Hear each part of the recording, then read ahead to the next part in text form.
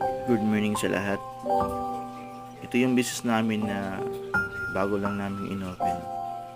Hinihingi ko po sa Panginoon na sana po ay lalakas ito at kahit kaunti lang, at least complete po lahat ng laman dito. Tapos po tayo po yung aking small business po. At sana po ay ito na po yung aking hiling